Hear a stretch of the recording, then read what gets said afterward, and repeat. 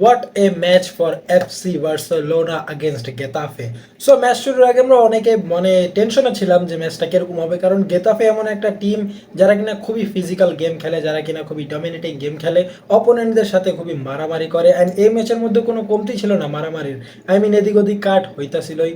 And ম্যাচটা Barcelona খুবই easily dominating করে, আই মিন ডমিনেট করে গেতাফেকে একেবারে হারিয়ে দিয়েছে। 3-0 গোলের ম্যাচ হয়েছে, ম্যাচটা 4-0 হইতে পারতো, বাট ফারান তোরেস একটা চান্স মিস করছে। অ্যান্ড এটা ফারান তোরেসের জন্য নর্মাল না, বাট আজকের ম্যাচের মধ্যে Ferran Torres was back. The shark we are missing this season is finally back. এখন দেখা যাক আগামী ম্যাচেও কি এরকম শার্ক থাকবে নাকি ওয়ান ম্যাচ ওয়ান্ডারই হয়ে যাবে, কেননা ফারান তোরেস এই ম্যাচের মধ্যে দুইটা গোল করেছে এবং 3টা গোলের চান্স এসেও পড়েছিল, যেটা ফারান তোরেস শুট করে কিন্তু বলটা বার পোস্টে গিয়ে লাগে, অ্যান্ড যার জন্য ফারান তোরেস গোলটা পায় না, তার হ্যাট্রিকও পূরণ হয় না। অ্যান্ড হানসি ফ্লিক একটা জিনিস খুবই ভালোভাবে জানতে পারছে যে বার্সেলোনার যে প্লেয়ারগুলো আছে তাদের মধ্যে একটু হলেও সেলফিশনেস আছে, যার কারণে তারা যদি কোনো ম্যাচের মধ্যে 2 গোল করে, 3 গোলের জন্য বা হ্যাট্রিকের জন্য তাদের মধ্যে একটা লোভ বা সেলফিশনেস আসতে পারে, যার কারণে হানসি ফ্লিক ফারান তোরেসকে এই ম্যাচে সাবস্টিটিউট করেছে। 2 গোল করার পরেও হানসি ফ্লিক এই ম্যাচের মধ্যে তাকে সাবস্টিটিউট করে দিছে। অ্যান্ড এই ম্যাচের মধ্যে আমরা দেখতে পারছি আমাদের যে প্লেয়ারগুলো আছে যাদেরকে আমরা ঠিকমতো টাইম দিতে পারছিলাম না, তারা এই ম্যাচে প্রপার টাইম পাইছে। কেননা ম্যাচটা যখনই 3-0 হয়ে গেছিল তখনই হানসি ফ্লিক ম্যান চেঞ্জ করা স্টার্ট করে দিছে। সেটা রাফিনিয়া হোক, রাশফোর্ড হোক বা ফারান তোরেস নিজেই হোক না কেন, সবাইকে এক্সচেঞ্জ করছে অ্যান্ড নতুন প্লেয়ারদেরকেও চান্স দিছে। অ্যান্ড এই ম্যাচের মধ্যে যার পারফরমেন্স অনেক সুন্দর করে ফুটটা উঠছে সে হচ্ছে জিরার্ড মার্টিন, যে কিনা লাস্ট সিজন বার্সেলোনার জন্য একটা উইক লিঙ্ক হিসাবে আখ্যায়িত ছিল। এই সিজনে বার্সেলোনার হয়ে জিরার্ড মার্টিন খুবই দুর্দান্ত খেলতেছে, সেটা সেন্টার ব্যাকই হোক বা লেফট ব্যাকই হোক, কেননা বালদের ইঞ্জুরির পর মার্টিন খুবই দুর্দান্ত পারফরমেন্স দিতেছে। অ্যান্ড বালদের যে কমতি সেটা আমরা ফিল করতেছি না। অ্যান্ড হ্যাঁ, এটাই আমরা চাচ্ছিলাম জিরার্ড মার্টিন থেকে।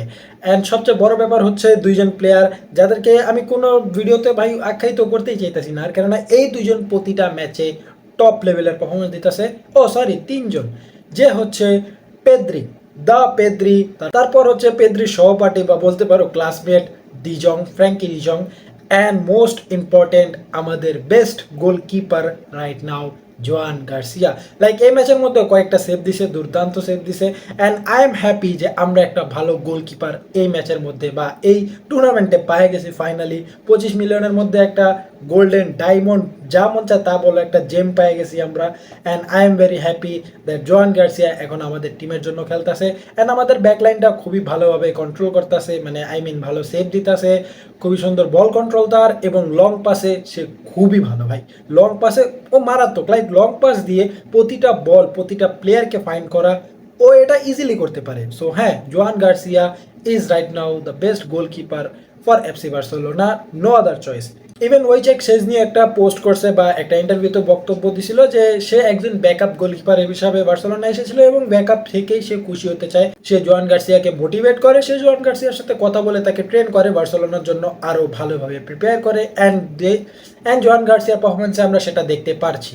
অ্যান্ড আরও একটা প্লেয়ার যে এই ম্যাচের মধ্যে খুবই ভালো খেলেছে সে হচ্ছে Dani Olmo. Finally he is back. Like গত কয়েক ম্যাচ ধরে ওর যে পারফরমেন্স আমরা সবাই ওর থেকে হতাশ হয়ে গেছিলাম।